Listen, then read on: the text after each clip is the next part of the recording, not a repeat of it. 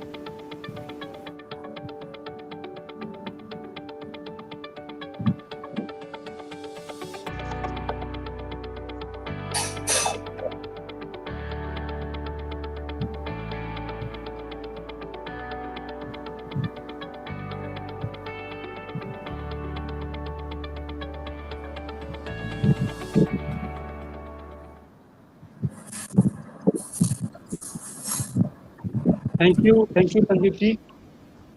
Now, if we little talk about our respected Director General, Shri Deepak Jain ji. So, he's a entrepreneur, thinker, writer, and economic policy advisor.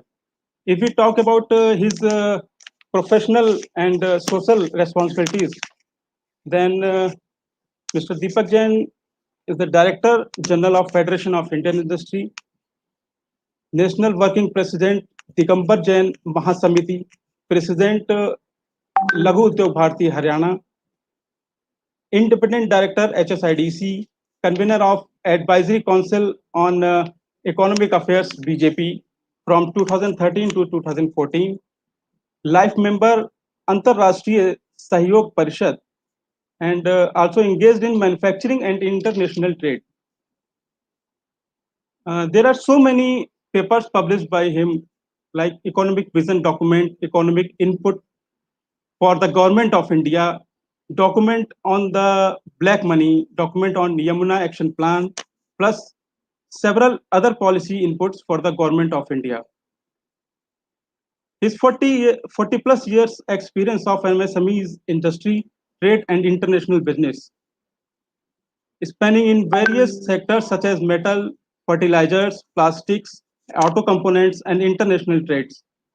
His extensive experience in government policies, regulations in the states, and industrial policy initiatives of general and small scale industries. Now, on the panel, Ms. Jyoti Jain ji is also available with us. She is education counselor and motivational speaker. Now, if we talk about our today's speakers, so it's a great pleasure for me to introduce our speakers today, who is going to talk to us on the discussion about education versus career in India. This is a subject in which we should all be deeply interested because it's all related to future perspective about our education policies and career-oriented beneficial programs for our youth. So first, I introduce our first speaker, Mr. Balaji Sahu. He is a mechanical researcher. He belongs to Odisha. Basically, he is a mechanical engineer and he had started his career in Hindustan Aeronautics Limited as an apprenticeship trainee and continued his career in high-tech engineering metal casting and become a foundry man early as he got opportunity to head the various foundries and die casting units from beginning of his career. During his professional career, he has solved more than 500 critical problem solving and funny analysis case studies, which is looking by him to patent it.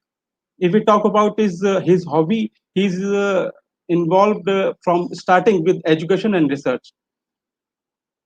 Now, if we talk about our second speaker, Mr. Arun Tripathi, Mr. Arun Tripathi ji is a senior level professional having a pioneer experience of more than 25 years in education and training, especially in aviation education. He has started his dynamic professional career as a government lecturer. He has achieved year-on-year success and business growth in mid-size as well as large established organization. He is keen strategist with experience in managing operations, sales, and marketing in the field of education. Arunji currently associated with a startup as a director. He is a successful YouTube blogger. He has enlightened more than 5,000 students with his career guidance. So, most welcome to our respected speakers, Mr. Arunji and Balaji Sahu and Jyoti Jain ji. Now, we request to Sanjeev ji for next proceedings. Thank you, Udit ji. And I welcome Arunji, Balaji, and I also welcome Jyoti ji for supporting us. ज्योति जी आप please unmute कर लीजिए, अरुण जी और बालाजी आप भी please. हम अपना session start करेंगे। तो अरुण जी मैं आपसे शुरुआत करना चाहूँगा। सबसे पहले हम आपके बचपन के बारे में जानना चाहते हैं, क्योंकि बीइंग आप एक एजुकेशन इंडस्ट्री में हैं, तो सबसे पहले जो बेसिक सवाल सबका आता है कि बचपन में आपका भी पढ़ने में मन लगता था क्या, या आप भी पढ़ाई से भागते थे? आप मुझसे पूछ रहे हैं? जी जी जी जी। नहीं, पढ़ाई किसको अच्छी लगती है सर? नहीं, बचपन में देखिए प्राइमरी और मिडिल क्लास सब अच्छे ही होते हैं पढ़ने में। और तो मैं अपने बारे में थोड़ा सा बता दूं कि वैसे तो मैं इलाहाबाद का हूँ बेसिकली रहने वाला, but I was born and raised in Madhya Pradesh. तो मेरा जो प्राइमरी और मिडिल एजुकेशन हुआ है वो रतलाम में हुआ है। मध्य प्रदेश का एक शहर है इंदौर के पास, बहुत प्यारा शहर जिसकी यादें आज भी मेरे जेहन में हैं। और जो वहाँ से सीखा वो कहीं ना कहीं मेरे लाइफ में उसका योगदान है काफ़ी, जहाँ भी मैं हूँ। उसके बाद मध्य प्रदेश का एक दूसरा हिस्सा जस्ट अपोजिट दूसरी तरफ यूपी के पास लगा हुआ बॉर्डर है, सतना एक शहर है। It is famous for cement factories. और अगर शारदा मैया का मंदिर आपने सुना होगा मैहर, तो वो भी सतना डिस्ट्रिक्ट में ही आता है। चित्रकूट भी सतना डिस्ट्रिक्ट में आता है आधा। तो बाकी मेरा जो हायर एजुकेशन हुआ स्कूल में 9 से लेके हायर सेकेंडरी तक, उसके बाद कॉलेज, फिर मैंने बीएससी किया, एमए इन इंग्लिश लिटरेचर में मैंने एमए किया, और उसके बाद फिर मैंने बीएड किया। तो बस वहीं से रास्ता खुला एजुकेशन इंडस्ट्री में आने का। तो अरुण जी आपसे मेरा एक क्वेश्चन है कि आपने बोला पढ़ने में पढ़ाई अच्छी किसको लगती है, तो फिर आप एजुकेशन इंडस्ट्री में कैसे आ गए? देखिए आज का जो सब्जेक्ट भी है ना एजुकेशन वर्सेस करियर, ये मेरे टाइम पे और मेरे ग्रैंडफादर के टाइम पे भी उतना ही रेलिवेंट था। एजुकेशन और करियर के बीच में जो गैप था वो आज भी बराबर है। तो एजुकेशन हम लेते हैं इसलिए कि हमको जॉब मिल जाए। 99% बच्चे तो एजुकेशन इसीलिए लेते हैं जॉब के लिए, राइट? और बहुत टाइम तक हमको कंफर्म ही नहीं होता कि हमको करना क्या, जाना क्या है। लोग हमको गाइड करते हैं कि आप ये कर लीजिए, आप ये कर लीजिए, ये अच्छा है, इस फील्ड में चले जाइए। और उस वक्त प्राइवेटाइजेशन नहीं था, तो सिर्फ और सिर्फ गवर्नमेंट जॉब एकमात्र सहारा था लोगों के लिए। तो पढ़ाई वही की जाती थी जिसके थ्रू कहीं ना कहीं गवर्नमेंट जॉब में कुछ जॉब वगैरह लग जाए। तो मैंने एमए किया, बीएससी के बाद एमए किया, एमएससी नहीं किया, क्योंकि लोगों ने बोला एमए इंग्लिश लिटरेचर कर लो, उसके बाद आपको जॉब मिल सकती है। तो वहाँ चले गए बीएससी करने के बाद। फिर एमए करके भी जब खड़े हो गए कि भाई एमए भी कर लिया, आप जॉब दो तो लोगों ने कहा नहीं अभी तो बीएड करो, उसके बाद नौकरी मिलेगी आपको। तो मेरे कहने का मतलब ये है कि एजुकेशन में कहीं उस तरह का डायरेक्शन नहीं है, गाइडेंस नहीं है कैरियर से उसको रिलेट करने का। कैरियर है हम अपने मन से नहीं चूज कर पाते, कहीं ना कहीं हम ड्रिवन होते हैं दूसरी चीजों से। हाँ, बीएड करने के बाद एक रास्ता मिल गया। मैंने बीएड कंप्लीट किया और बीएड करने के तुरंत बाद, रिजल्ट आने के पहले, मैंने अपना खुद का स्कूल खोल लिया। ओह, ग्रेट। और स्कूल खोलने के 4 महीने के बाद मेरी जॉब लग गई government lecturer, as a government lecturer. अब आपको मालूम है कि फैमिली में जो प्रेशर होता है कि नहीं, आप गवर्नमेंट जॉब लगी तो आप तो जॉब ज्वाइन करो, स्कूल तो कोई संभाल लेगा फिर कैसे भी करके। 4 महीने पुराना ही स्कूल था, बहुत अच्छे से मैंने एस्टेब्लिश किया था, बहुत मेहनत की थी उसके ऊपर। फिर मैंने 2 साल गवर्नमेंट लेक्चरर के रूप में रहा। फिर वहाँ से दूसरी जर्नी शुरू हुई, लेकिन फिर उसके बाद में आया तो अपना खुद का एक स्टार्टअप शुरू किया हमने, साथ में एक इंस्टीट्यूशन शुरू किया पैरामेडिकल का अपने शहर में, बहुत फेमस पैरामेडिकल इंस्टीट्यूट रहा वो। और बस यहीं से एडुकेशन की जर्नी शुरू हुई। फिर कई स्टार्टअप किए, फिर कॉर्पोरेट्स में भी काम किया। अभी भी मैंने स्टार्टअप के साथ एक शुरू किया 2 साल पहले ही, और मैं उस पर काम कर रहा हूँ। तो सर एक बात बताओ, पॉइंट पे अभी जो नई एजुकेशन पॉलिसी आ रही है उसमें इतने सारे चेंजेस हैं। एक तो मुझे लगता है कि अब बच्चों का इंटरेस्ट बनेगा पढ़ने में, दूसरा उनको कैरियर के लिए भी अब ये नहीं सोच के पढ़ना पड़ेगा कि मजबूरी समझ के नहीं पढ़ना पड़ेगा उनको।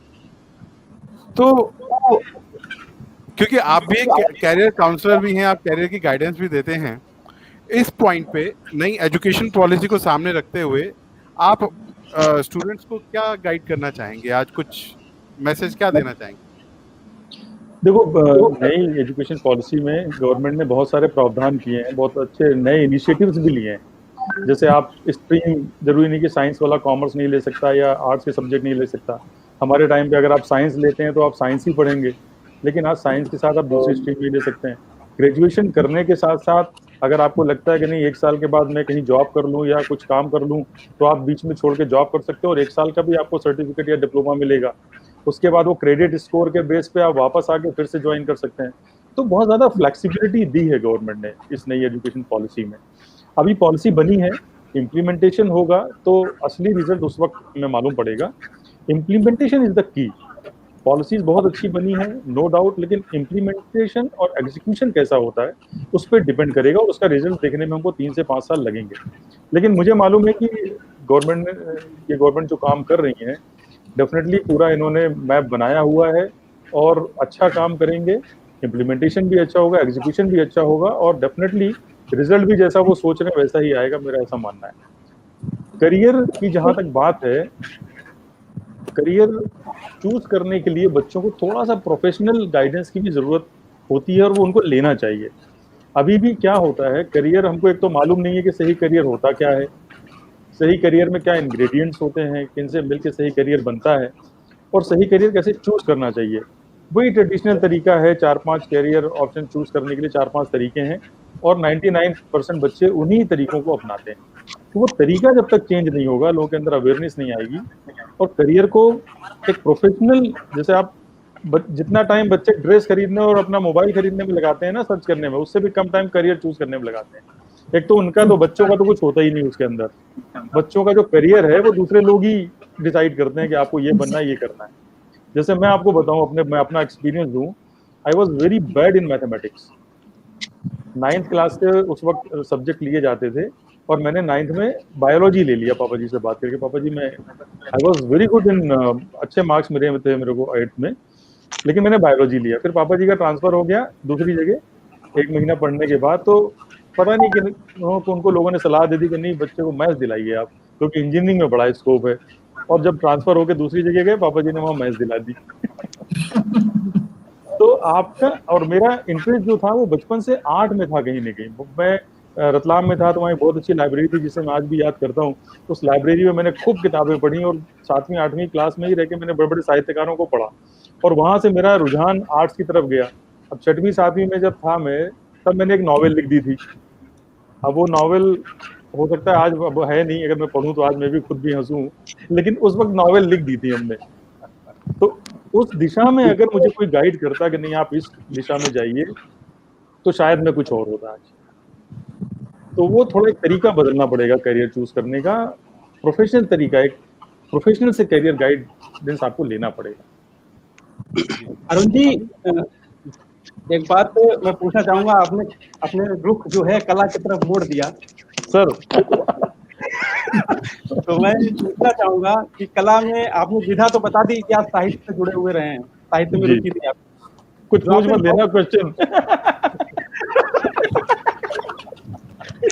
जब आपने साहित्य पर जो साहित्य के विषय में एक नॉवेल आप जो बताने लिखी हुई, तो वो किस विषय पर आपने, किस विषय को केंद्रित करते हुए, ये तो आप सर वो जानते हैं कि जो है व्यक्तित्व को निखारती है, जी जी इसमें ये निश्चित है कि कला जो है व्यक्तित्व में निखार पैदा करती है। तो आपने जी। उस साहित्य के किस विषय को लिया अपने नॉवेल में, वो जानना चाहूंगा।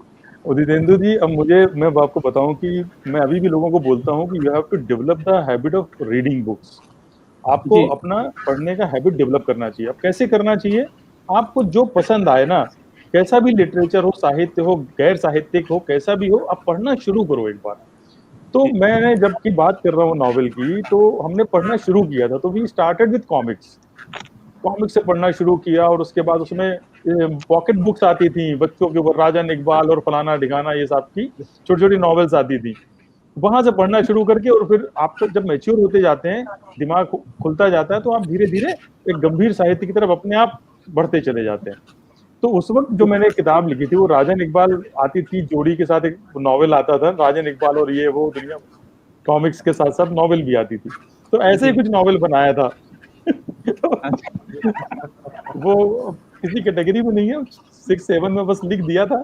क्या लिखा था वो आज होता तो शायद कॉमेडी होती उसके ऊपर। जी बिल्कुल बिल्कुल। सर उस वक्त टाइटल भी यही आते थे, राजन इकबाल और टीपू अरे टापू का शैतान। मैंने भी जो टाइटल था वही था, अरुण वरुण और कुछ करके।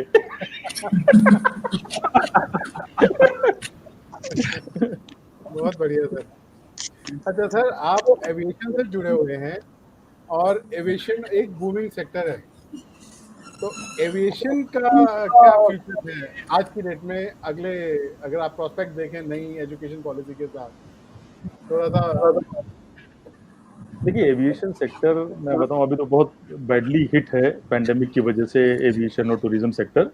बट ये एक टेम्परेरी फेज है डेफिनेटली, हर बिजनेस के लिए, हर इंडस्ट्री के लिए it is a temporary phase, और 1-1.5 साल का टेम्परेरी फेज है। उसके बाद ये जब फेज जाएगा, तो एविएशन इंडस्ट्री, खासकर Indian aviation industry is doing pretty well for the last 8 to 10 years।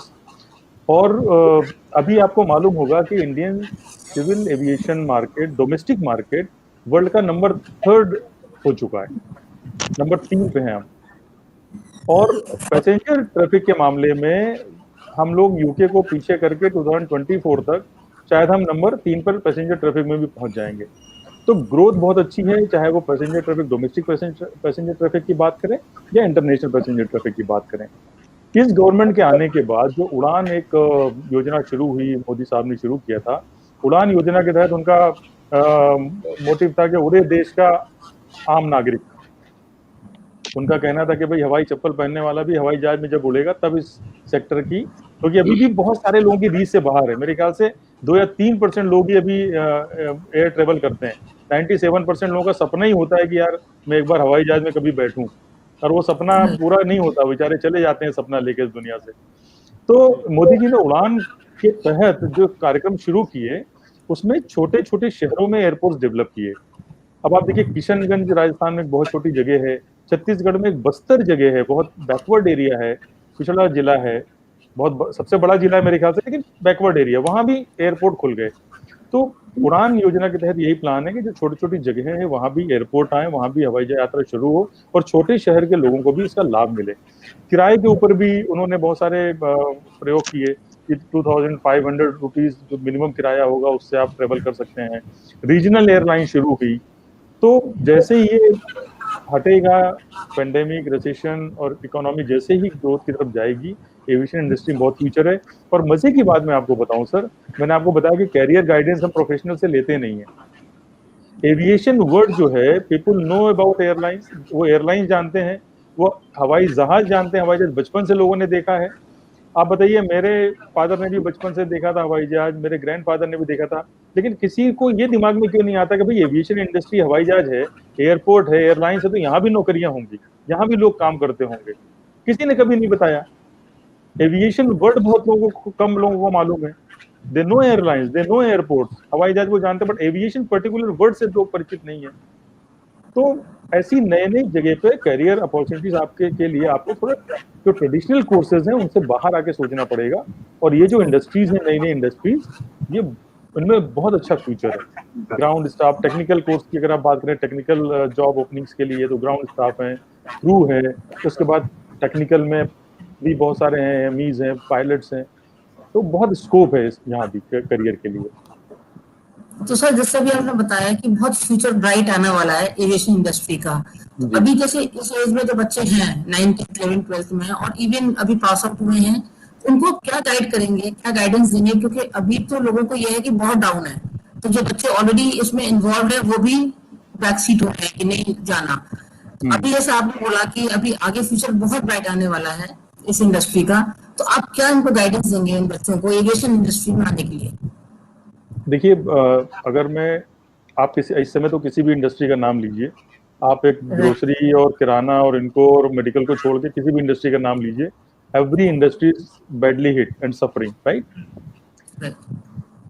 Aviation industry की मैं बात इसलिए करता हूँ कि जो ट्रेडिशनल कोर्सेज आप चूज करते हैं, मैं जब बच्चों से बातें करता हूँ, स्कूल कॉलेज में भी हम करियर सेमिनार करते हैं, तो 5 या 6 कैरियर ऑप्शन ही 99% बच्चे बताते हैं।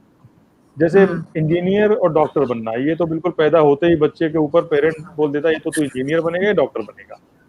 अब उसमें से कितने इंजीनियर डॉक्टर बनेगा आई डोंट नो, लेकिन पैदा होते ही बनना सबसे पहले इंजीनियर डॉक्टर है। उसके बाद नंबर आता है सिंपल ग्रेजुएशन करो, बीए बीएससी बीकॉम और गवर्नमेंट जॉब की तैयारी करिए। फिर कुछ बच्चे सीएस भी बनते हैं और फिर कुछ बच्चे लॉयर या एक आध और कैरियर ऑप्शन आप देख लीजिए। ये 5-6 कैरियर ऑप्शन पूरे इंडिया में कहीं भी चले जाइए 99, और ये फैक्ट भी है, 99% बच्चे इन्हीं 5-6 कैरियर ऑप्शन को चूज करते हैं। अब आप सोचिए जब ये 5-6 कैरियर ऑप्शन 99% बच्चे चूज करेंगे तो क्या होता है। 1 करोड़ बच्चा हर साल 12th पास करके निकलता है हिंदुस्तान में। 3.5 करोड़ बच्चे आपकी यूनिवर्सिटीज और कॉलेजेस में पढ़ रहे हैं। 1000 के आसपास यूनिवर्सिटीज हैं, 900 के आसपास, 50,000 के आसपास कॉलेजेस हैं जहां पर 3.5 करोड़ बच्चे पढ़ रहे हैं। अब इतने सारे बच्चे जब लिमिटेड कैरियर ऑप्शन की तरफ जाएंगे तो क्या होगा, वहां पर कंपटीशन होगा, भीड़ होगी, क्राउड होगा, हजारों में किसी एक को जॉब मिलेगा। अब आप सोचिए एक ओपनिंग निकलती है और 10,000 लोग अप्लाई करते हैं। मैं कहता हूं आपका बच्चा सुपर इंटेलिजेंट है, बिल्कुल रोबोट है, कंप्यूटर है, और वो 24 घंटे में 24 घंटे पढ़ाई करता है, बल्कि 25 घंटे पढ़ाई करता है 24 घंटे में। लेकिन प्रोबेबिलिटी आप देखिए क्या होगी, 10,000 में से जॉब तो एक को ही मिलेगा ना, आप कितनी भी पढ़ाई कर लीजिए। तो पूरा गैम्बल हो गया, जुआ हो गया। तो आप ऐसी इंडस्ट्री क्यों नहीं देखते जहां पे अभी भीड़ कम है, लोगों को कम इंफॉर्मेशन है, क्राउड कम है। तो ये एविएशन उसी में से एक है, क्योंकि लोगों को मालूम नहीं है। ओपनिंग्स अभी जब इसके पहले पेंडेमिक के पहले बहुत सारी ओपनिंग्स थी, जो बच्चे भी छोटा मोटा कोर्स भी कर रहे थे 6 महीने का, 1 साल का, 12th के बाद उनकी जॉब मिल रही थी आराम से। जैसे ये ओपन होगा, ग्रो होगा डेफिनेटली, तो यहाँ पे कंपटीशन कम है, इस वजह से जॉब मिलने की जो प्रोबेबिलिटी है कंपैरेटिवली विद अदर सेक्टर यहाँ पर ज्यादा है। और सर एक बात और कि जैसे अब नई ऑप्शन आ रही हैं, नई एजुकेशन पॉलिसी आ रही है, तो लेकिन अभी भी जो एक्चुअल में जो स्टूडेंट्स हैं वो बहुत सारे सिर्फ कंफ्यूज ही रहते हैं। उनको समझ ही नहीं आता कि करना क्या है लाइफ में आगे। उनको यही नजर आता है इंजीनियर, डॉक्टर, सीए या जॉब, राइट। तो आप क्या एडवाइस करेंगे कि बच्चे को कौन सी एज में, बच्चे को या उसके पेरेंट्स को उसके फर्दर आगे फ्यूचर कैरियर के बारे में सोचना चाहिए और किन से कंसल्ट करना चाहिए? राइट इंस्टीट्यूशंस कौन से हैं या ऐसा कौन पर्सन है जिससे उनको डिस्कस करना चाहिए? देखिए, बहुत सारे प्रोफेशनल गाइड हैं, करियर गाइड हैं, उनको डेफिनेटली कांटेक्ट करना चाहिए। और बच्चों से ज्यादा मैं आपको बताऊं संजीव सर, यहाँ पेरेंट को समझने की जरूरत है। जी। ये जो 5-6 कैरियर ऑप्शन में बता रहा हूँ आपको ना, ये कौन बताता है? पेरेंट बताते हैं। उसके बाद आपके टीचर आपको गाइड करते हैं, या आपके जो रिलेटिव्स होते हैं जो किसी बड़ी पोस्ट पे हैं या बड़े शहर में काम करने, आप उनसे पूछते हैं, या फिर जो फ्रेंड वगैरह काम करते हैं कि फ्रेंड के कहीं जा रहा है या कुछ कर रहा है, वहां हम भी करेंगे। अब ये अलग बात है कि फ्रेंड को भी इन्हीं 3-4 लोगों ने गाइड किया है। अब सर होता ही जी होता ही है, उसने वो डॉक्टर बना, तू भी बन जा, तू भी बन जा। अब होता क्या है ना कि ये 3-4 जो लोग हैं इनको खुद ही नहीं मालूम नहीं इन्हीं चीजों के बारे में। ये वही चीजें जानते हैं जो बाबा जी के जमाने से चली आ रही हैं। तो मतलब मैं ये कहना चाहता हूँ कि कोर्स जो है आपको आज के जमाने के कोर्स चुनने पड़ेंगे। आप जो है फोन तो स्मार्टफोन यूज करते हैं, लैंडलाइन तो नहीं यूज करते, लेकिन करियर के लिए आप लैंडलाइन फोन चूज करते हैं और सुविधाएं स्मार्टफोन की चाहते हैं, ऐसा नहीं होगा ना। तो आपको सही तरीके से करियर गाइडेंस लेना पड़ेगा। मैं आपको एक छोटा सा एग्जांपल देके समझाता हूँ सही करियर चूज क्यों करना चाहिए और सही करियर होता क्या है। आप जैसे कहीं मंदिर जा रहे हैं, मंदिर पूर्व दिशा की ओर है और आप जा रहे हैं पश्चिम दिशा की तरफ, आप बताइए आप मंदिर पर पहुंचेंगे? नहीं पहुंचेंगे, क्योंकि आपका डायरेक्शन ही गलत है। अब आपसे आपके पेरेंट बोलते हैं नहीं नहीं बेटा तू पहुंचेगा, तू चलता रहे, रुकना मत, डोंट गिव अप। मोटिवेशनल गुरु की आप वीडियो देखते हो, बोलता है डोंट गिव अप, चलते रहिए, चरैवेती आपने सुना है, चलते रहो तो मंजिल एक दिन जरूर मिलेगी। अब आप चलते रहते हैं, क्या होगा उससे? आप मंजिल की और दूर जाते जा रहे हैं। जितना आप चलते जा रहे हैं उतने ही मंजिल से दूर होते जा रहे हैं, because your direction is not right, you are not ना moving towards the right direction. अब कोई और मोटिवेशन गुरु आते हैं, कोई आपके रिश्तेदार आते हैं, बोले नहीं नहीं तेज चलो, अगर मंजिल तक पहुंचना है तो तेज चलो, यू कैन डू इट, सब इंसान ही तो करते हैं, तुम्हारे अंदर वो सारी विधा है जो तुम कर सकते हो, जब दशरथ मांझी पहाड़ तोड़ सकता है तो तुम क्यों नहीं कर सकते हो? आप और तेज भागना शुरू करते हैं। अब जब जितना तेज भागोगे, बिकॉज डायरेक्शन सही नहीं है, मंदिर इधर है या आप इधर रहे हैं, तो जितना तेज दौड़ेंगे आप मंदिर से और उतनी ही तेजी से दूर होते जाएंगे। तो सही करियर चुनने का मतलब है सही डायरेक्शन चूज करना। अब देखिए आपने सही डायरेक्शन चूज किया, मंदिर अगर पूर्व की तरफ है और आप पूर्व की तरफ जा रहे हैं, अगर आप तेज चलते हैं तो आप जल्दी पहुंच जाएंगे। लेकिन अगर आप तेज नहीं चलते हैं, धीरे भी चलते हैं, रुक रुक के चलते हैं, लेकिन चलते रहते हैं, छोड़ते नहीं है, तो आप आज नहीं तो कल नहीं तो परसों पहुंचेंगे जरूर, बिकॉज डायरेक्शन इज राइट। तो सही करियर इसलिए चुनना बहुत जरूरी है, और इसलिए भी चुनना जरूरी है कि आज जो आप करियर डिसाइड करेंगे उस पर आपका फ्यूचर डिपेंड करेगा, आपकी जनरेशन का फ्यूचर उस पर डिपेंड करेगा, आपकी लाइफ स्टाइल उस पर डिपेंड करेगी, आपके सपने पूरे होंगे या नहीं होंगे, वो सारी चीज उस पर डिपेंड करती है। तो करियर चूज करना इतना इंपॉर्टेंट टॉपिक है जिसको हम बहुत ही, मैंने बताया कि इससे ज्यादा टाइम बच्चे मोबाइल कौन सा लेना उस पर लगाते हैं। जी नहीं सर, माइंडसेट चेंज होना बहुत जरूरी है। जी सर, साहू जी कुछ संदीप सर। जी सर मैं कुछ बोलना चाहता हूँ। जी actually I am from 21st century preparation and the future what I see, career choose करना या ना करना, it will not make any difference, क्योंकि आप अभी देख रहे हैं बहुत सारे डिस्ट्रप्शन है, क्या चलता है क्या नहीं चलता है, कितना दिन चलता है, कुछ गारंटी नहीं है। सो इसमें क्या है, मेरा सजेशन क्या है, इन NEP 2020 lot of flexibility is given, so whatever you learn beautifully and try to apply। तो आप क्या है, सीखने का सीखो, मतलब क्या है, लर्न हाउ टू लर्न। तो जो भी कुछ नया चीज आपके सामने आता है, एक समझो अब एविएशन सेक्टर में चांस नहीं है, आपको मिल गया दूसरा कास्टिंग फील्ड, तो कास्टिंग फील्ड में भी आप कैसा कम दिन में सीख पाएंगे और उसमें भी आप इनकम कर पाएंगे। That is the challenge required in 21st century and student has to be prepare for that. जी I completely agree sir, because we are living in a very fast changing world, things are changing very fast। तो आज आपने कोई technology ली है, अगर IIT का बच्चा भी आज जो टेक्नोलॉजी ले रहा है 10 साल के बाद वो टेक्नोलॉजी खत्म हो जाएगी। You have to keep learning, you have to keep updated yourself। I completely agree with Mr. Sahu। Thank you sir. लेकिन सर एक माइंडसेट भी चेंज करना बहुत जरूरी है, क्योंकि अभी लोगों का माइंडसेट क्या होता है कि वो जो पड़ोसी का लड़का है वो सीए बना, वो बहुत पैसे कमा रहा है, बेटा तू भी सीए बन जा, पैसे कमाएगा। और वो क्या है, जब वो कामयाब नहीं हो पाता तो फ्रस्ट्रेट हो जाता है और वो फिर अपनी दुकान खोलकर बैठ जाता है। तो ये माइंडसेट को भी चेंज करना बहुत जरूरी है और प्रॉपर प्लानिंग करना बहुत जरूरी है, राइट प्रोफेशनल से गाइडेंस लेना बहुत जरूरी है, तभी मतलब आगे का विजन क्लियर होगा और बच्चे अपने टारगेट्स को अचीव करेंगे। मैं एक चीज और बताना चाहूंगा कि आपका जो पैशन है ना, अगर आप उसको अपना करियर बनाएंगे तो फिर आपको काम करने की जरूरत ही नहीं पड़ेगी। और आपको सिर्फ 2-3 चीजें देखनी की, जो पैशन है उसको मोनेटाइज कर सकते हैं कि नहीं, उसको बिजनेस मॉडल में कन्वर्ट कर सकते हैं कि नहीं। अब ये क्वेश्चन भी, अगर मैं साहू सर मेरे से एग्री होंगे कि ये भी बेमानी है आजकल। आज मैंने कहीं पढ़ रहा था कि आप कैसे अच्छी नींद लें, इस पे भी लोग यूट्यूब और ब्लॉग लिख रहे हैं, करोड़ों कमा रहे हैं। ये भी उनका करियर बन सकता है कि आप कैसे अच्छी नींद लें। आपको किस तरह का पिलो यूज करना चाहिए। इस पे तो करियर किसी को भी बनाया जा सकता है सर। पैशन जो है लर्निंग पैशन होना चाहिए, क्योंकि जो फ्यूचर के लिए एवरीबॉडी, तो पहले क्या था, एक चॉइस था, आप पढ़ो ना पढ़ो, सीखो ना सीखो, कुछ भी कर सकते थे। And future is so challenging, everybody has to have passion as a learning, and that is the no other choice what I am getting in future. बिल्कुल और ठीक सर बोल रहे हैं। अरुण जी, आपके YouTube चैनल के बारे में बात करेंगे थोड़ी देर में। अभी मैं जी। जरा बालाजी से, साहू साहब से बात करूं। अब मैं भी या, सुनना या, चाहूंगा सर को, मैं भी सर को सुनना चाहूंगा। बालाजी, साहू जी, यस सर। जैसे हमने अरुण जी से पूछा, आपका आप अपने बचपन के बारे में बताएं। जैसे अभी थोड़ी देर पहले उदित तेंदुल जी ने इंट्रोडक्शन दिया था कि आपका बचपन बहुत ही स्ट्रगल वाला रहा, आपके बहुत चैलेंजेस रहे लाइफ में, तो आप कैसे मैनेज करते थे सर वो सारे चैलेंजेस? सर,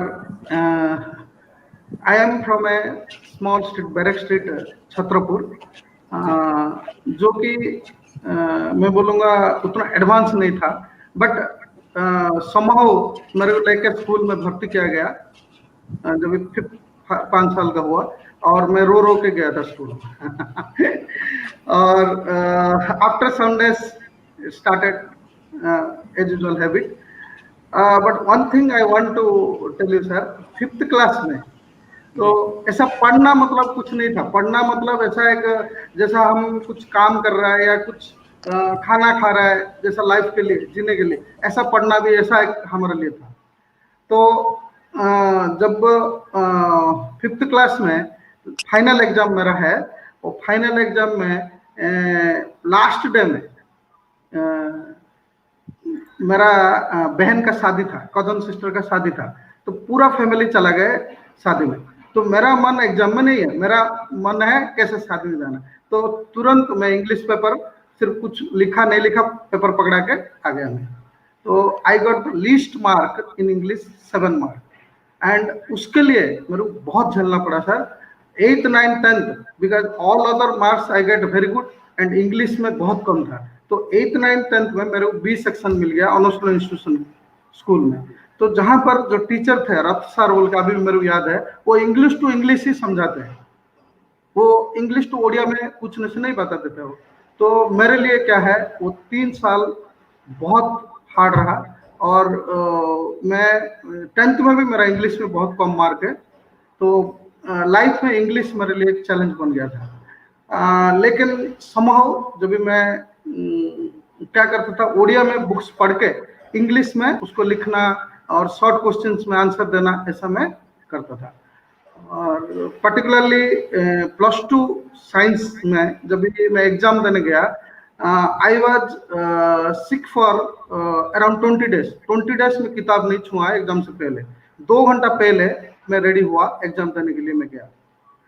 और उस टाइम मेरा एक फ्रेंड थे, मोहिनी मोहन साहू बोल के, वो अभी ओरेकल में काम करते हैं, और he was a scientist also in mathematics line, and he is also from middle class family, but for money sake he joined to Oracle, changed the line to the software line.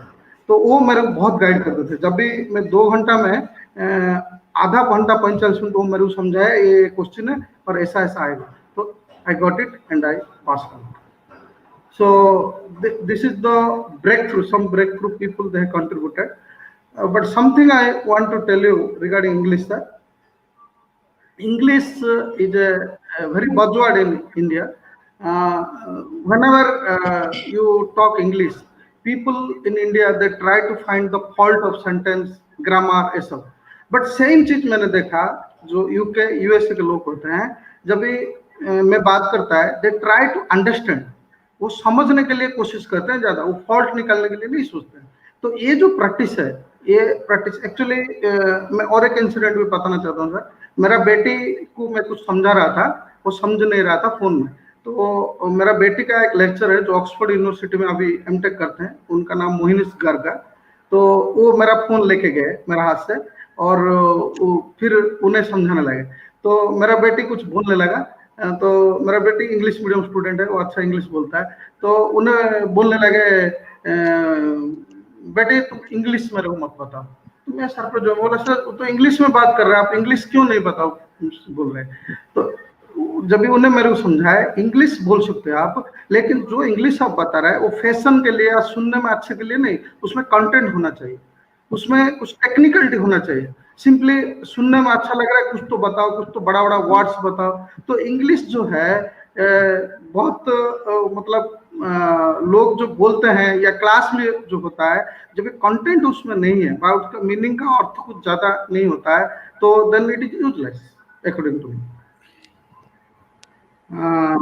Sanjeev, yes sir, any question? Sanjeev ji, जब साहू जी ने अपने संघर्ष के बारे में बताया तो मुझे एक मुक्तक अपना याद आता है। मुझे लगता है कि संघर्ष में मतलब जैसे जब आप किसी से प्रेम करते हैं, प्रेम किसी व्यक्ति से हो सकता है, अपने किसी उद्देश्य से हो सकता है, अपने किसी क्षेत्र से हो सकता है, उसके प्रति जब वो समर्पण होता है तो वो जो आपका सतत प्रयास होता है संघर्ष में भी, वो मुझे लगता है 100% जो है आपको सफलता दिलाता है। जो ऐसा मुझे ऐसा झलक रहा है जो साहू जी के संघर्ष को मेरा बहुत है। तो उस पे एक मुक्तक मुझे अपना याद आता है, मैं समर्पित करता हूँ साहू जी। इस समय के चक्रव्यूहों से निकलना जान जाओगे, हवाओं सा उछलना और मचलना जान जाओगे। समय के चक्रव्यूहों से निकलना जान जाओगे, हवाओं सा उछलना और मचलना जान जाओगे। और प्रिया की भांति जब संघर्ष का तुम हाथ पकड़ोगे, अंधेरों को उजालों में बदलना जान जाओगे। Thank you sir, thank you, thank you, बहुत ही बढ़िया, बहुत बढ़िया सर। और एक बात मैं ऐड करना चाहता हूँ इंग्लिश के बारे में, स्टूडेंट्स के लिए है, तो मैं पर्टिकुलरली बोलना चाहता हूँ। देखिए, इंडिया में बहुत सारे रोटे मेथड होता है, बहुत मतलब मगापिंग करके आंसर लिखना, बताना, सब चीज होता है। But I have seen some people they take out from their mind, but उसमें भी नॉलेज नहीं रहता है। तो this is particular, Arun sir आप एग्री होंगे, जो माइंड से भी वो बोलते हैं उसमें भी क्लैरिटी नहीं रहता है। तो कहीं का कहीं मेरे को लगता है the clarity in understanding is missing in our education system. So जो अंडरस्टैंडिंग जो चाहिए वो नहीं है। तो मैं जब NEP 2020 में मैं एक्सपेक्ट करता हूँ this change should come, the understanding word. So I written some days one short note in that. The title I was given, the big U is missing in our education system. The big U means U for understanding. So at NEP 2020 will focus on this understanding, I think. तो अभी मेरा विषय साहू से ही एक और question है। जैसा आपने अभी बताया कि आपका इतना स्ट्रगल रहा, आपने और इतना आपने चीजें को गो थ्रू करा, और उसके बावजूद आपने इतना बड़ा मुकाम हासिल किया अपनी लाइफ में। तो आपकी सबसे बड़ी इंस्पिरेशन क्या रही उस मुकाम तक पहुंचने के लिए? कुछ इंस्पिरेशन तो रहती है कि मुझे इसलिए करना है। सर मैडम, एक्चुअली मेरा कुछ टारगेट ऐसा कुछ नहीं था लाइफ में, जैसा जैसा आया मैं करते गया। लेकिन तो main inspiration is problem solving.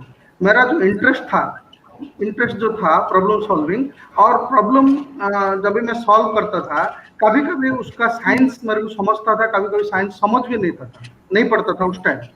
तो मैं हमेशा क्या है, जिस चीज में सॉल्व करता हूँ तो उसका पीछे प्रॉब्लम क्यों आया था, इसका साइंस क्या है इसका पीछे, और प्रॉब्लम गया कैसा, और इसका साइंस क्या है, ये मैं ढूंढता रहता हूँ वो सॉल्व होने के बाद। और ये मैं बहुत कुछ मतलब मैं जो अभी पहुंचा, देखिए एजुकेशन सिस्टम तो मैं भी उसी से आया है, लेकिन मेरा रियल लर्निंग जो है वो मेरा research in my own problem solving and others problem solving, ये मेरे को आज इस मुकाम में पहुंचाया है।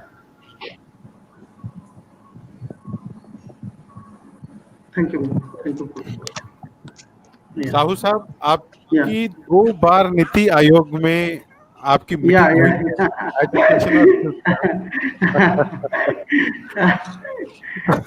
तो सर वहां के बारे में कुछ बताएं सर। सर नीति आयोग ऐसा है, मैं क्या बताऊं, नीति आयोग में रेस्पॉन्स मिला था और नहीं भी मिला था पूरा।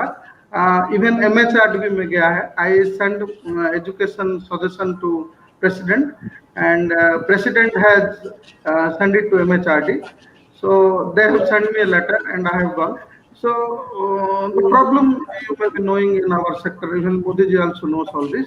So the मतलब जो legacy जो कुछ एक अलग से सोचना ऐसा चलता है, ऐसा जैसा गवर्नमेंट सेक्टर में होता है ऐसा था, but I never quitted the thing. The main thing is जैसा लोग देखिए, मैं एक सजेशन यहाँ स्टूडेंट्स सबको देना चाहता हूँ, लाइफ में सक्सेस एंड फेलियर दोनों रहता है। किससे गाली सुनना पड़ता भी आप जब भी कुछ अच्छा करने जाते हैं, लेकिन जब भी बहुत लोग क्या होता है चेंज हो जाते हैं, अरे मैं अच्छा करने से गाली दिया है, और दूसरा लोग भी बोलते हैं देखो तुम अच्छा किया और ये गलत आया है, और तुम अभी तो सोचो एटलीस्ट। तो आप हमेशा जब भी सोचेंगे आप जो कर रहे हो सही है, और एक जन के लिए या 2 जन के लिए या 5 जन के लिए आपका एटीट्यूड, आपका कल्चर शुड नॉट चेंज। तो जिंदगी में एक ना एक दिन, अभी FII फील्ड जो मेरे को मिला, आप मेरा साथ जो जुड़े FII है ना, दीपक जी मेरा साथ कोई जान पहचाने ना, जितने लोग हैं कोई जान पहचाने। So I got because of my attitude and culture, I never left anything which I think it is right for the society. तो ऐसा नीति आयोग का तो ज्यादा सबको नहीं मिला है, बट मिल जाएगा सुन। सर अभी इंडो जर्मन चैम्बर से मैं जुड़ रहा हूँ, हमारा 21st Indo German chamber of commerce जुड़ रहा हूँ। मेरा एक, मैं जब जूनियर इंजीनियर था उस टाइम एक मैनेजिंग डायरेक्टर थे गुइड क्रिस्टो बोल के, he is retired now, but he worked 8 years in Indo German chamber and he is helping me to connect with and helping India and German to go ahead together. तो साहू जी जैसे आप बताइए, जैसे आपने बोला कि आप सर और एक चीज मैं बोलना चाहता हूँ, मेरा फर्स्ट ब्रेक थ्रू जो HL में मेरे को मिला है, that is also because of my attitude. मैं जब भी चेन्नई में मेस में था, मेस मतलब ऐसा 3 BHK था, 8 आदमी हम रहते थे इंजीनियरिंग में पढ़ने का टाइम। तो मेरा दोस्त के लिए गेस्ट आए थे, मेरा दोस्त उस टाइम नहीं था क्योंकि एग्जाम खत्म हो गया था, वो गांव चला गया था। तो वो आके बोले, उस टाइम मोबाइल कुछ नहीं था, वो सिर्फ चिट्ठा लेके एड्रेस लेके था। तो मैंने बोला सर वो नहीं है तो क्या हुआ, हमारा तो रूम खाली है। तो चेन्नई में नॉर्मली उड़ीसा पीपल को डिफिकल्ट होता है, जो खाना थोड़ा अलग होता है, तो हमारा मैस में उड़ीसा खाना बनता था। तो बोला सर आप आके रुक जाइए, क्यों होटल में पैसा बर्बाद करें, खाना भी अच्छा नहीं मिलेगा, आके रुक जाइए। वो घर में आके रुके थे, उनका बेटा को ट्रीटमेंट किया था, और उनका मैडम ने लग के मेरे को कराया HL में। नहीं तो HL में बहुत लंबा लाइन रहता है फ्रेंडशिप के लिए। And thank you sir, thank you to share this also. Yes. Sir, we are honored to have you with us. अच्छा काम किया सर, अच्छा काम कभी ना कभी आपका रिजल्ट नहीं देता है। बिल्कुल देता है, अच्छा काम बूमरैंग की तरह वापस आएगा।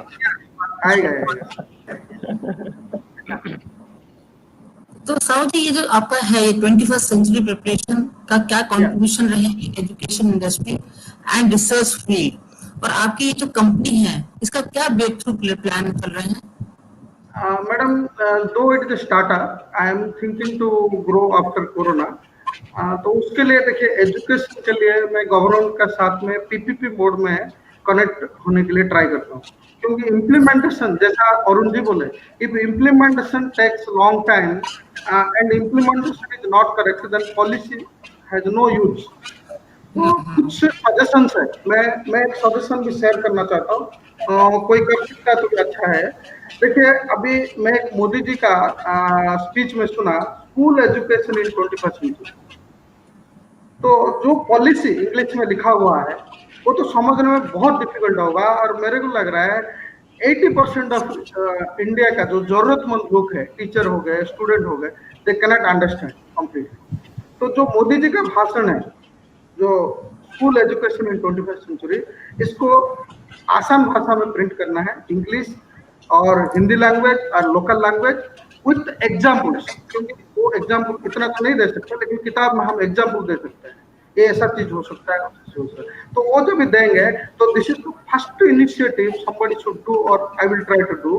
तो इसमें क्या होता है, अवेयरनेस आएगा। नहीं तो मैं देखा गवर्नमेंट का जितने भी पॉलिसी या कुछ बेनिफिट निकलता है वो समझते समझते 4-5 साल लग जाता है public.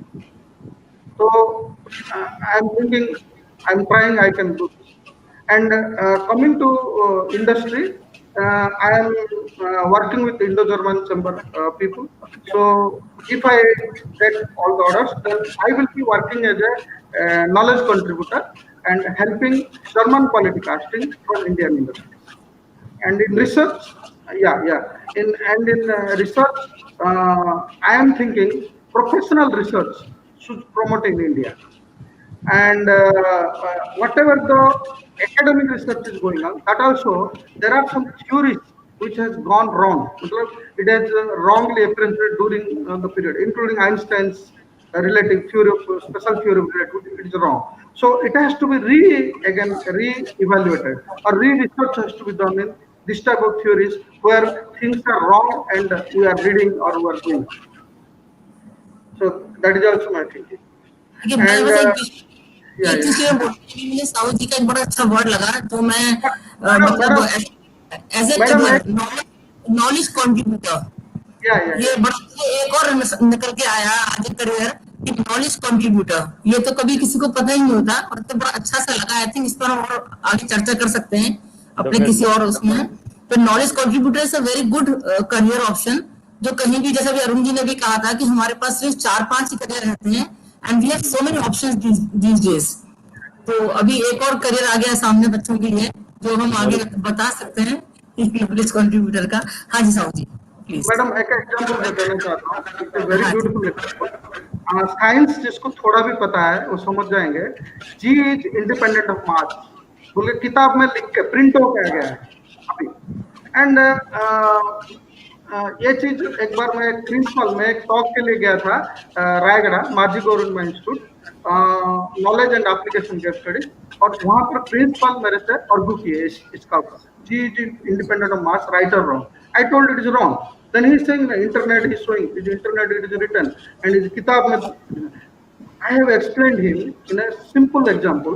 This is the mathematics confusion. Suppose you have 100, you have 0 in your pocket and you have gone for working. You earn 100 rupees and you spend 100 rupees with friends, and you have come to your house. Your wife's in before purse 0 and after you come from the duty also 0. That means your wife will say you have not worked. You have simply gone somewhere and come. You have not worked and you have not done any income. No, ऐसा कैसा हो सकता है? That is what is happening. G is the effect. It is not the cause. G acceleration आता है जब force है, और फोर्स होता है gravitational force, and gravitational force without masses it is impossible. From mass only you will get the gravity force. So how without mass G can be found? It is very simple to explain, but it has come in printed in books and internet also. So there are so many things need to think of, madam. So this is one of example only I am giving. Arun ji agree करते हैं? जरूर sir, जरूर, बिल्कुल, completely.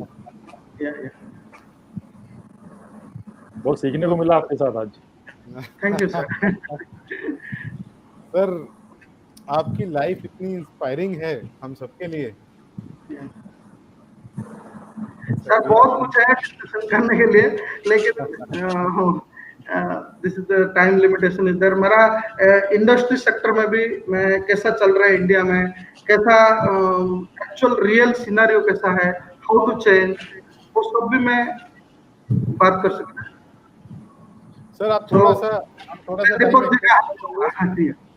हम sir time extend कर लेंगे। आप जो अपने दिल में है कुछ कहना चाहते हैं आप जरूर कहिए हमारे ऑडियंस के लिए, बच्चों के लिए। सर बच्चों को तो मैं ये कहना चाहता हूँ, जो फ्यूचर जो दिख रहा है और जो चेंजेस इंडिया में हो रहा है, इसका matching I don't know whether it will match और नॉट, बट बच्चे एक चीज हमेशा सोचे, जितना कम सीखे उतना कम सीखे, लेकिन उसको इम्प्लीमेंट करने के लिए कोशिश करें। देखा इम्प्लीमेंट करने में डिफिकल्टी लेने का जरूरत नहीं, दिमाग में बेसिक रखने का, जिस पे बाहर घूमने का टाइम हो गया, लाइक कुछ प्रॉब्लम सामने आया, घर का कुछ प्रॉब्लम आया, तो उसको एनालाइज करने का। देखिए मैं भी ऐसा चालू किया था क्यूरियोसिटी में, कुछ बिना मालूम करके, बिना बेसिक, क्योंकि हमारा टाइम ना इंटरनेट था, ना कोई समझाने वाला इतना ज्यादा था, कुछ नहीं था, तो मैं हमेशा कुछ रॉन्ग चीज भी किया है क्यूरियोसिटी में। और मतलब क्या है, ऐसा प्लग पॉइंट में छोटा बल्ब को डाल के वो फूट गया, तो वो सब रॉन्ग अप्रोच था। बट आज इतना नॉलेज सोर्स है, इतना सब कुछ है, तो बच्चे चाहे तो किसी भी प्रॉब्लम घर का आया, वो इंटरनेट से ढूंढ के उसको सीखने का, उसका पीछे साइंस क्या है, उसे कैसा ठीक है, खुद करेंगे, नहीं तो दूसरा कर रहा है तो उसको एनालाइज करेंगे कैसा ठीक हुआ। तो यही जो है, यही जो शिक्षा है, एक्चुअली शिक्षा हमको कॉलेज या स्कूल में मिलता है जो, वो बेसिक और ये होता है, लेकिन एक्चुअल जो एप्लीकेशन जो हम रियल लाइफ में जीने के लिए, सर मैं आज इतना बता देता हूँ मैं, जो हमारा इंटरनेट और कंप्यूटर साइंस जो ग्रोथ कर लिया है, अभी मेरे को मतलब if I want to purchase one fan, I will purchase in 1000 rupees. Same fan जो गरीब लोग है वो परचेज करता है 1500 रुपये, और उसका एमआरपी रहेगा 2500। तो मेरा कहने का मतलब है, नॉलेज पहले था जॉब के लिए, लेकिन knowledge in coming generation and present is not only for job but also for survival, but also for take care your money. If you don't take care of money properly, then somebody is taking its advantage. Definitely. बिल्कुल sir, बिल्कुल sir, sir ये बिल्कुल सही बात है। Knowledge तो Google पे बहुत है, बट गूगल पे एक्सपीरियंस नहीं है, आपने नहीं है, एप्लीकेशन नहीं है। और आपने मतलब बिल्कुल बहुत ही सही बात बोली है कि भले थोड़ी सी नॉलेज लो बट उसको इम्प्लीमेंट करो, क्योंकि जब तक इम्प्लीमेंट नहीं करोगे आपको फ्लेवर ही नहीं पता लगेगा उस नॉलेज का। सर सिलेबस जो पहले बहुत ज्यादा था, तो बच्चे और टीचर सब टेंशन में थे सिलेबस कैसे खत्म होगा। तो पहले का जो पैटर्न था, और अभी तो एनईपी में चेंज किए हैं, पर कैसा आता है क्या है वो इम्प्लीमेंटेशन, और उनसे जैसा बोले इट्स मैटर। बट बच्चों को जब टाइम ही नहीं देंगे सोचने के लिए, वो बच्चे क्या करेंगे? बिल्कुल बिल्कुल। उदित जी आप क्या कहना चाहेंगे साहू साहब के बारे में? माइक सर, माइक ऑफ है, म्यूट पे है। साहू जी एक प्रश्न मेरा है, व्यक्तिगत प्रश्न है आपसे। अभी जो पैंडेमिक सिचुएशन रही है उसके आपके व्यवहार में, आपके व्यक्तिगत जीवन में आपने क्या क्या बदलाव महसूस किए? थोड़ा हम लोग को भी हो सकता है शायद हम लोग सर प्लीज रिपीट नजर आएंगे। First part I didn't. मैं ये जानना चाह रहा हूँ रही है अप्रोक्सीमेट अभी लास्ट 3-4 मंथ्स में, उसमें आपके व्यक्तिगत जीवन में, व्यक्तिगत व्यवहार में आपने किन किन बदलाव को महसूस किया है, उसके बारे में जानना चाहता हूँ। लास्ट 3-4 मंथ्स में जी,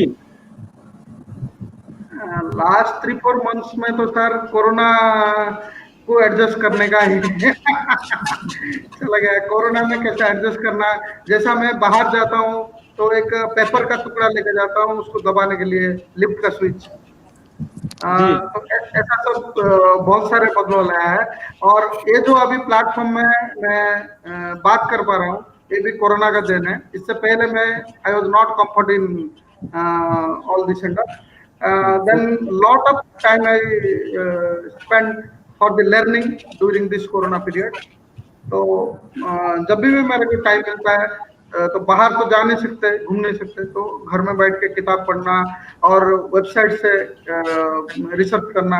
जैसा मेटलर्जी मेरा बहुत इंटरेस्टिंग है, जो आई एम मैकेनिकल इंजीनियर, तो मैं बहुत सारे मेटलर्जी चीज मैं अभी लास्ट में सीखा है। इवन मेरा करियर रिलेटेड जो भी आगे जो करना है उसका ऊपर भी बहुत कुछ रिसर्च किया है। साहू जी आपके प्रोफेशन के अलावा आपकी क्या हॉबीज हैं? मतलब अगर हम बात करें कोई अदर आपकी एक्टिविटीज जिसमें आपको रुचि रहती हो, जैसे अरुण जी ने बताया अपने साहित्य में रुचि रहती है, कला से जुड़े हुए रहते हैं, तो वैसे आपकी रुचि, आपका रुझान किस ओर है, मतलब अपने प्रोफेशन के अलावा, अगर मैं जानना चाहूँ? That is a good question sir. So basically देखिए, knowledge building is not that easy, और स्कूल में पढ़ के पूरा आपको मतलब जो एप्लीकेशन नॉलेज अभी तो इंडिया में इतना नहीं है। बट मेरा जो एटीट्यूड है सर, मैं किसी के साथ भी बात करने के लिए बहुत इच्छुक रहता हूँ, चाहे प्लेन में जाए, ट्रेन में जाए, किधर भी जाए, और मैं किसी के साथ भी बात करना चाहता हूँ, और जो जो आदमी मेरे को अच्छा लगे और उनके पोटेंशियल लगे, मैं उसका रिकॉर्ड भी मेंटेन करता हूँ, लिख कर रखता हूँ।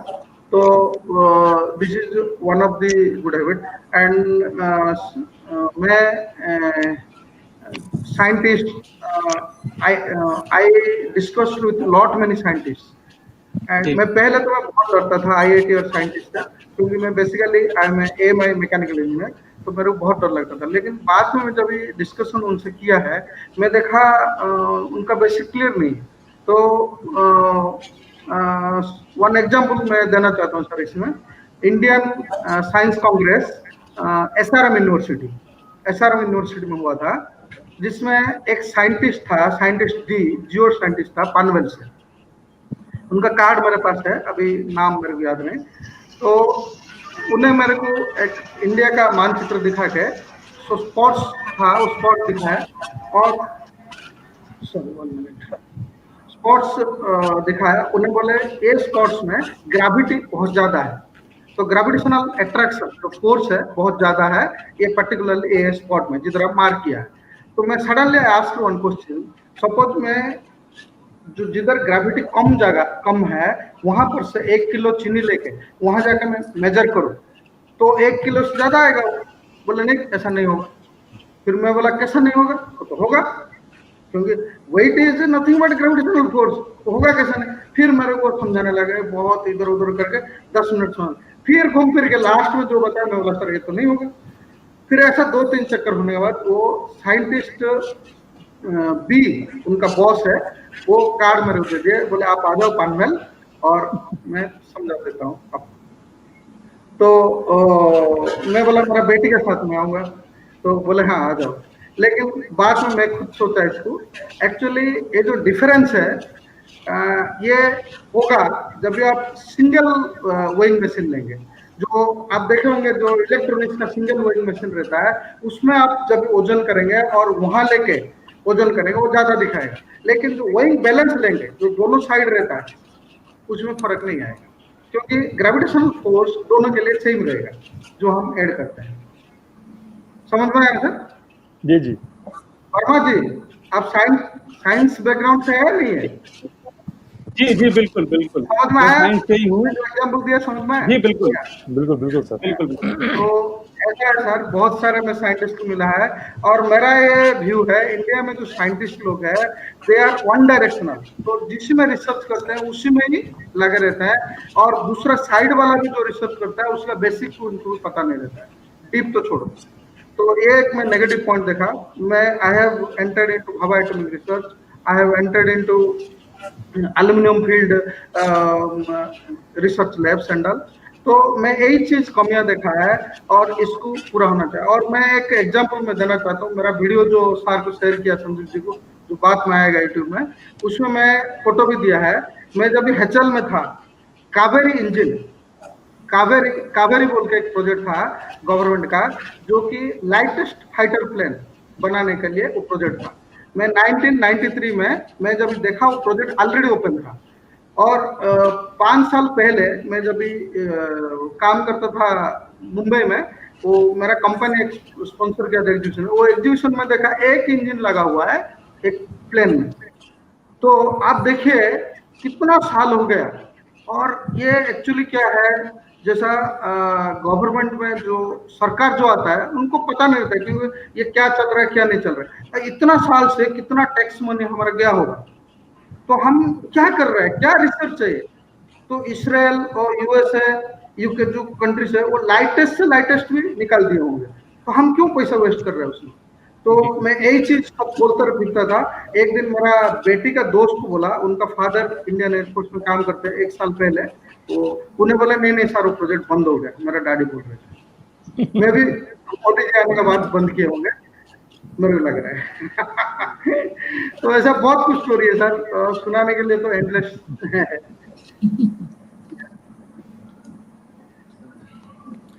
तो साहू जी, आप कुछ और भी बताने वाले थे इंडस्ट्री के बारे में, थोड़ा सा 2 मिनट के लिए अगर वो भी आप अपने पॉइंट्स बताएं। इंडस्ट्री, हाँ, इंडस्ट्री में क्या हो रहा है जी सर? इंडियन इंडस्ट्री में देखिए, मैं एक सजेशन देना चाहता हूँ। मैं जो देखा है, स्टाफ का कंट्रीब्यूशन, टेक्निकल स्टाफ जितने भी रहते हैं, starting from supervisor to the plant head, top person, technical जितने भी, उनका कंट्रीब्यूशन बहुत कम रहता है। मतलब मैं निकल के दूं तो परसेंटेज में नॉट इवन 2% कंट्रीब्यूशन लोग हैं जो कंट्रीब्यूट करते हैं इंडिया में, जो देखा है लार्ज स्केल लेवल में। They only manipulate the things, they create problem for the contributor. So this is all going on in India. So how manufacturing sector can develop? अब बताइए। एक्चुअली बहुत सारे HR कॉन्क्लेव में आप देखेंगे, potential आदमी को आइडेंटिफाई करो, उसको मैनेज करो, ये करो, सब सब चलता रहता है इंडस्ट्री में, बट होता कुछ नहीं, सिर्फ पेपर में ही रहता है। बट जो रहता है वो मालिक को कैसा मैनिपुलेट करता है, टॉप आदमी कुछ भी नहीं करके वो करता है। और कुछ लोग हैं इंडस्ट्री में 24 घंटा रह जाते हैं और मालिक सोचता है ये सबसे मेरे लिए अच्छा काम कर रहा है। तो ये भी गलत है, क्योंकि वो पहले जमाना अलग था। पहले जमाना में क्या था, पहले जमाना में एक टेक्नोलॉजी आप खरीद लिया कहाँ से, वो 20 साल 25 साल तक वो प्रोडक्शन होता चलता था। अभी हर 3 महीने 6 महीने में प्रोडक्ट चेंज। कस्टमर अभी खरीद के गया, एक हफ्ता के बाद सेम बिग बाजार गया और सोचता है यार दूसरा कुछ नया है। तो इसी हाल में जब टेक्निकल को इम्पोर्टेंस नहीं दिया जाएगा तो future, I have a doubt, India में डाउट लगता है। तो मेरा एक सलाह क्या है, जितने भी मालिक लोग हैं, they should not keep a very big hierarchy. बहुत कम लोग रखना है तो कम लॉस होगा, और अच्छा होगा तो बाहर से हायर करो टेक्नोलॉजी, एंड ओनली जो मालिक का रिश्तेदार है, जान पहचान, उनको ही टॉप में रखना है। तो another advantage is that manager और वर्कर का बीच में जो कॉन्फ्लिक्ट्स पैदा होता है इंडिया में, ये भी नहीं होता। क्योंकि आई have scene most of the cases, the people, insecure people, they create their field politics, bad politics, and वो ऐसा तमाशा करेंगे मालिक को पता नहीं चलेगा क्या हो रहा है। और उसकी हंस रहा है उनको। तो इवन एजुकेशन इंडस्ट्री में भी थोड़ा थोड़ा है, मैं ये भी देखा है, एजुकेशन इंडस्ट्री में भी है, जगह पर है, बट परसेंटेज देखिए, एजुकेशन इंडस्ट्री में इतना प्रॉब्लम नहीं है, it will not affect to the profit. But particularly in manufacturing industries, in IT industries, it is a huge loss to the owner. Owner सोचता है और आदमी डालो, और आदमी डालो। अरे आदमी डालने से क्या होगा, ज्यादा पॉलिटिक्स आता है। अच्छा आदमी एक डालो, जिसका एटीट्यूड और नॉलेज है, एक आदमी 100 कंपनी संभाल लेगा। जी सर, यहाँ उदित जी से मैं बोलूंगा कि कुछ बोले, क्योंकि वो AI पे काम करते हैं इंडस्ट्रीज के लिए। तो क्या सॉल्यूशन करते हैं कुछ? संजीव जी वो विषय बहुत बड़ा है, वो ब्रॉड विषय, उसके लिए अलग से हमें सेशन रखना पड़ेगा। जी बिल्कुल। अब हम इस सेशन से हमें ये पता चल गया कि साहू जी जो है हमारे इस सेशन के लिए एप्रोप्रिएट पर्सन है, उससे हम अलग से डिस्कशन कर सकते हैं। 100%। एक और सेशन करना पड़ेगा हमें साहू। Thank you. अच्छा सर, मैं अब वापिस अरुण जी की तरफ चलता हूँ। अरुण जी, आपने YouTube चैनल स्टार्ट किया है अपना, उसके बारे में कुछ बताएं कि आपका क्या विजन है और उस पर आप क्या नया करने वाले हैं, क्या नया धमाका करने वाले हैं, ये कहूँगा तो ज़्यादा सही रहेगा। जी जी, नहीं धमाके वाली बात नहीं है संजीव सर। मैं एक इंसिडेंट आपको सुनाता हूँ। जब मैं लेक्चरर हुआ तो जहाँ मेरी पोस्टिंग हुई वो बहुत रिमोट एरिया था, शहर से काफी दूर, और डकैती प्रभावित इलाका था वो, यूपी-एमपी का बॉर्डर। बहुत बड़े बड़े डकैत, उनका नाम नहीं लूंगा, बहुत बड़े बड़े डकैत उसी पर्टिकुलर एरिया में ही थे, उनका आतंक वहीं था। तो उस बीहड़ में हमारी पोस्टिंग हुई और 4-5 नए लड़के हम लोग गए, और मेरे को 12th क्लास की उन्होंने दे दी कि सीधे सारी बोर्ड की क्लासेस आपको लेनी है, प्रिंसिपल साहब ने कहा। कोई लेक्चर था नहीं वहाँ पे, इसके पहले लोग ऐसे ही पढ़ाते थे। तो वो पहले दिन जब 12th क्लास में गया और मैंने बच्चों से कहा कि भाई आप लोग ऐसा करिए, किताब इंट्रोडक्शन हुआ, उसके बाद पढ़ाई शुरू हुई। मैंने कहा किताबें खोल लीजिए और मैं बताना शुरू करता हूँ, जो डिफिकल्ट वर्ड्स होंगे उसकी मीनिंग मैं आपको बताऊंगा, आप उसी किताब के नीचे अंडरलाइन करके वो मीनिंग लिख लीजिए, अलग से कॉपी मत बनाइए क्योंकि उसको कोई खोलता नहीं है, फिर आप उसी किताब में देखते रहिएगा। अब मैं पढ़ाना शुरू किया, मैं मीनिंग बताता जा रहा हूँ अपनी तरफ से, और मैंने उनसे भी कहा कि आपको कोई डिफिकल्ट वर्ड लगता है तो आप मुझसे पूछ लीजिएगा, मैं बता दूंगा। किसी बच्चे ने कुछ नहीं पूछा। दूसरे दिन भी आधे टाइम के बाद तक ऐसे ही रहा, तो मैंने कहा यार बड़े इंटेलिजेंट बच्चे हैं, इनको तो सब मालूम है, मैं वर्ड बता रहा हूँ तब भी वो झुक के लिख नहीं रहा है कोई कॉपी के अंदर, बुक के अंदर। लेकिन फिर थोड़ा बहुत डाउट हुआ दूसरे दिन, तो मैंने फिर एक बच्चे को उठा के खड़ा किया और मैंने कहा यार तुम किताब पढ़ो, अब आप किताब पढ़िए। तो उस बच्चे ने खड़ा हो गया, वो कुछ बोले ही नहीं, चुपचाप। फिर मुझे समझ में आया कि तो किताब ही नहीं पढ़ पा रहा। फिर मैंने एक एक करके जब बच्चों को उठाना शुरू किया, आप यकीन नहीं करेंगे, वो सारे क्लास के बच्चे खड़े हो गए, वो किताब नहीं पढ़ सकते थे इंग्लिश की। तो मैंने कहा यार ये तो रिसर्च का विषय है कि तुम 12th क्लास में कैसे आ गए, पहले तो इस पर शोध होना चाहिए। तो किताब नहीं पढ़ पा रहे, और तो वो इतना बिगड़ एरिया था कि आप सोचेंगे वो मेरे को तुम बोलते थे, मतलब वो अपने से बड़ों को तुम बोलते थे, क्योंकि वहां पे तो टीचर्स ने बताया, एक दो दिन मुझे बड़ा बुरा लगा, टीचर ने बोला नहीं सर वो तुम बोल रहे हैं मतलब कि आप है, क्योंकि तुम बड़ा सम्मानजनक शब्द है, नहीं तो वो तो और भी नीचे बोलते हैं करके। और मैं बच्चों को आप बोलता था। अब सोचिए टीचर को बच्चे तुम बोल रहे हैं, मैं उनको आप बोलता था। तो ऐसे एरियाज हैं, हम इतना बड़ा देश है हमारा, इतना विविधताओं वाला देश है, इतना मतलब इतना अंतर है चीजों में, सोसाइटी के अंदर भी इतना डिफरेंसेस हैं कि एक बिल्कुल हायर क्लास है, मिडिल क्लास है, सारी सुविधाओं से युक्त है, तो दूसरी तरफ ऐसे बच्चे हैं, ये बच्चे लाखों करोड़ों में हैं। तो मैंने कहा कि यार अच्छा उसके 4 साल बाद क्या हुआ, मैं जब जॉब छोड़ दिया 2 साल के बाद, वो बहुत बिगड़ एरिया था, 4 साल के बाद में 5 साल के बाद में कहीं बैठा हुआ था अपने दोस्त के यहाँ शादी में, तो एक बच्चा आया, और लेकिन हाँ उसके बाद मैंने बड़ी मेहनत की बच्चों के साथ, जब मुझे मालूम पड़ा कि बच्चे कमजोर हैं, मैंने बड़ी मेहनत की और पूरे एरिया में बड़ा नाम हो गया कि कोई टीचर आया इंग्लिश का और बड़ी मेहनत कर रहा है, बच्चों के साथ में लगा और बच्चों को बड़ा मोटिवेट किया, पढ़ाना शुरू किया, उनके लेवल पे जाके नई नई तरीके खोजे उनको पढ़ाने के लिए कि कैसे उनको समझ में आए। फिर 12th क्लास भी पास करनी है और उनको इंग्लिश भी पढ़ानी है, ABCD से लेके, तो वो बड़ा चैलेंज था, बड़ा एक्सेप्टेड, और हमने किया। फिर मैंने जब जॉब छोड़ दी 4-5 साल के बाद, मैं कहीं शादी में बैठा था, तो एक बच्चा आया, लड़का आया यंग सा, और आके उसने सीधे मेरे पैर छुए। तो चलो हम लोग एरिया में ये सब आम बातें थी, लोग पैर वैर छूते रहते थे, मैंने देखा, आशीर्वाद दिया, मैंने कहा बोलो भाई क्या हाल चाल है, पहचान तो नहीं पाया फिर भी, मैंने कहा क्या हाल चाल है, बोले सर आपने मुझे पहचाना कि नहीं पहचाना, मैंने कहा मैं पहचान तो नहीं पा रहा हूँ, आई एम सॉरी। तो बोले सर मैं उसी स्कूल का बच्चा हूँ, आप जब वहाँ पढ़ाते थे और आपने इंग्लिश पढ़ाई थी सर, और इतना मोटिवेट किया था कि आज मैं खुद MA इंग्लिश लिटरेचर में कर रहा हूँ। तो बहुत अच्छा भी लगा कि चलो यार 2 साल के जो मेहनत की उसका कोई रिजल्ट आया।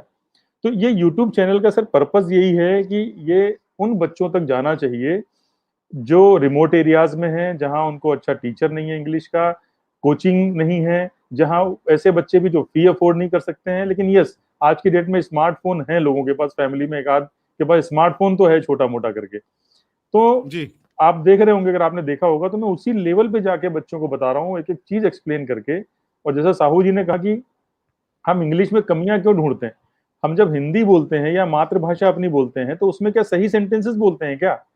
सब्जेक्ट कहीं लगाते हैं, वर्ब कहीं लगाते हैं, ऑब्जेक्ट कहीं लगा रहे हैं, लेकिन बोलते हैं ना, और सामने वाला समझ जाता है आप क्या बोलना चाहते हैं। लैंग्वेज तो बिना बोले भी समझी जा सकती है, अगर बिना बोले भी अगर कोई सामने वाले आपकी बात समझ सके तो कम्युनिकेशन तो हो गया, और वो भी एक लैंग्वेज हो गई।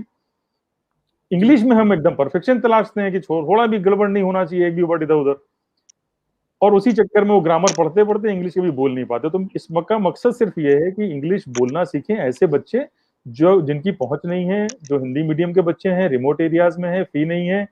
और इसमें करियर का भी मैं एक वीडियो देता हूँ वीक में, करियर गाइडेंस के लिए।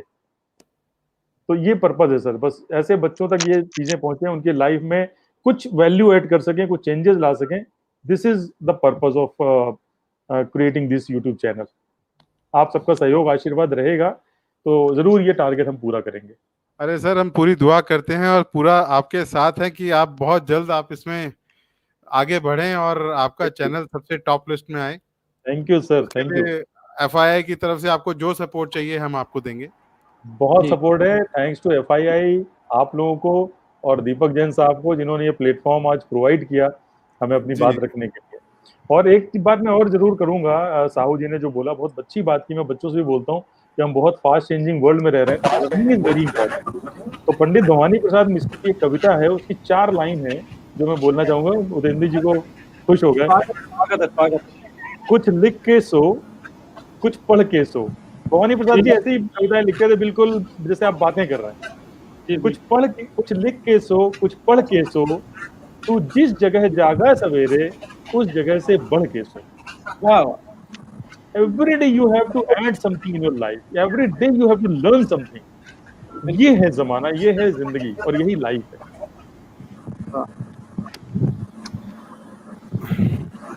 तो ज्योति जी, उदित जी, जी कुछ और आप लोगों ने पूछना है या आज का प्रोग्राम कंक्लूड करें? बस आप आदेश करें, आप संयोजक हैं हमारे। नहीं सर, वी आर ऑनर्ड कि आज हमारे साथ अरुण जी और बालाजी हैं। हमें बहुत अच्छा लगा और मैं थैंक यू बोलूँगा सर दोबारा से आपका यहाँ आने के लिए।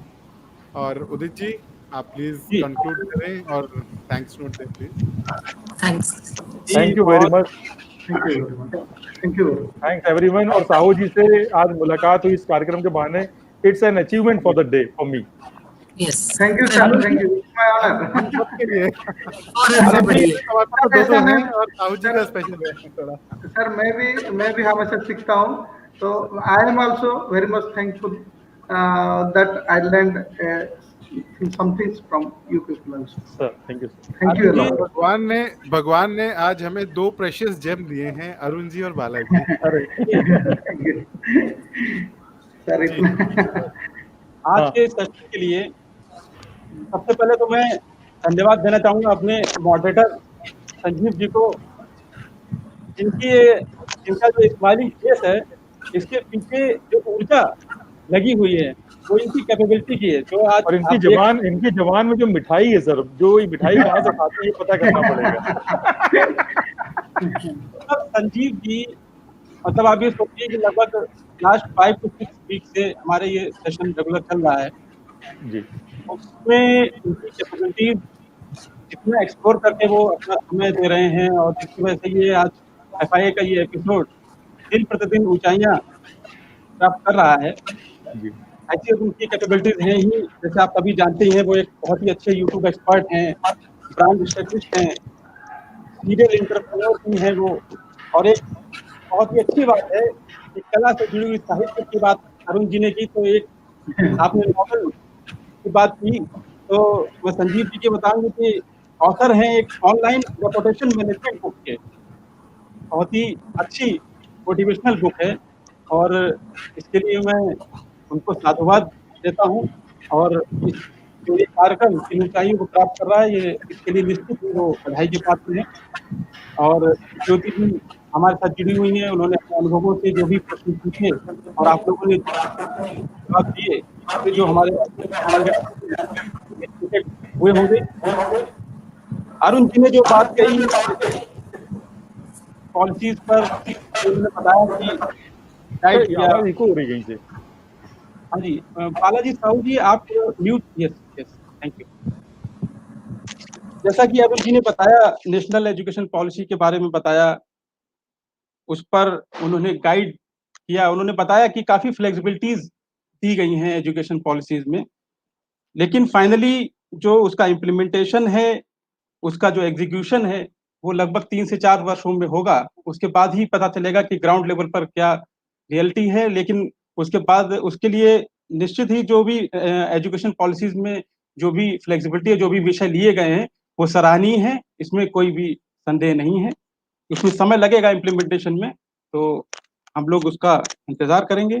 एविएशन और टूरिज्म पर जो वर्तमान में क्रिटिकलिटी चल रही है, उस पर भी उन्होंने काफी अच्छा मोटिवेट किया। जो इस फील्ड से जुड़े हुए लोग हैं, उनको 100% मोटिवेशन मिला होगा। और जो एक अरुण जी ने कहानी सुनाई, बहुत ही मोटिवेशनल कहानी सुनाई, जो इसकी वजह से उनको एक कैरियर अपॉर्चुनिटी मिली और उसको उन्होंने एक नेशन बिल्डिंग में उसको यूज किया, जो कि हमारे FIA का एक उद्देश्य भी है क्रिएटिंग अपॉर्चुनिटीज बिल्डिंग नेशन, उसको बखूबी निभा रहे हैं अपनी इस कहानी के माध्यम से और अपने उद्देश्य में प्रयासरत हैं। अरुण जी, इसके लिए भी वो साधुवाद के पात्र हैं। उन्होंने उड़ान जो एक योजना मोदी जी की थी उसके बारे में बताया,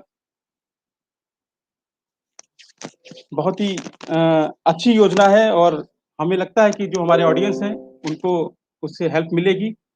साहू जी ने जो अपने संघर्ष के बारे में बताया वो लगभग सभी के जीवन में रहता है और सभी उस संघर्ष को जो जीता है, जो समर्पण से जीता है, वो 100% सफल होता है। ये साहू जी हमारे प्रत्यक्ष प्रमाण हैं इसके लिए साहू जी को बधाई। और उन्होंने जो इंडस्ट्री में जो गैप है और जो अभी वर्तमान में जो एजुकेशन पॉलिसी थी उसमें जो क्लैरिटी और अंडरस्टैंडिंग मिसिंग थी एजुकेशन पॉलिसीज में, उसमें उसके बारे में अपने विचार रखे, वो भी हम सभी के लिए उपयोगी सिद्ध होंगे निश्चित ही। और जो एक इंडस्ट्री में उन्होंने बात की, जो एक परसेप्शन होता है एम्प्लॉयज की अंडरस्टैंडिंग का, एम्प्लॉयज को समझने का, जैसा कि बताया उन्होंने कि कई लोग होते हैं कि एक बैक पॉलिटिक्स में इन्वॉल्व हो जाते हैं, उसकी वजह से अपनी छवि इनडायरेक्टली अच्छी बनाने के चक्कर में बाकी जो अच्छे एम्प्लॉयज होते हैं उनकी छवि को बिगाड़ने का प्रयास करते हैं। जो निश्चित जो अपना मेहनत अपने कर्म पर विश्वास रखते हैं वो उनकी छवि को बिगाड़ने का प्रयास करते हैं। तो उसके विषय में उन्होंने जो बताया वो निश्चित ही सराहनीय है। तो मैं एक बार पुनः फेडरेशन ऑफ इंडस्ट्री की तरफ से, अपने सभी सपोर्टिंग ऑर्गेनाइजेशन टीम की तरफ से आप दोनों स्पीकर्स मिस्टर अरुण त्रिपाठी जी और बालाजी का हार्दिक अभिनंदन, बहुत बहुत धन्यवाद ज्ञापित करता हूं। आपका बहुत बहुत आभार कि आप आए हमारे इस सेशन में और आपने अपने विचारों से जो है हमारे सेशन को और हमारे ऑडियंस को उपयोगिता सिद्ध करवाई। इसके लिए मैं साधुवाद देता हूं और आपको बहुत बहुत धन्यवाद ज्ञापित करता हूं। Over to Sanjeev ji.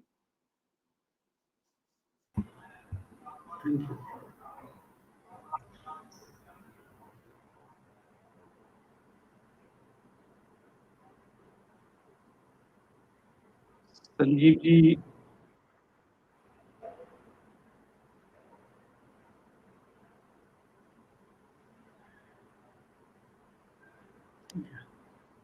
जी thank you Balaji sir, thank you Arun ji. Thank you sir. अभी हम विदा लेते हैं, आज का प्रोग्राम कंक्लूड करते हैं और नेक्स्ट वीक हमारा जो प्रोग्राम है मैं अपने सभी ऑडियंस को बोलूँगा ज्वाइन करेंगे। और हम हर थर्सडे शाम को 4 बजे तो आते ही हैं, लेकिन इस बार 19 तारीख सोमवार के दिन हमारा एक स्पेशल प्रोग्राम है जिसमें जनरल GD बख्शी जी और सुब्रमण्यम स्वामी जी भी आ रहे हैं।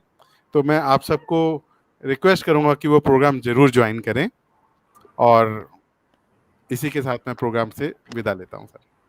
Thank you sir. Thank you. नमस्कार, बहुत बहुत स्वागत, बहुत बहुत धन्यवाद।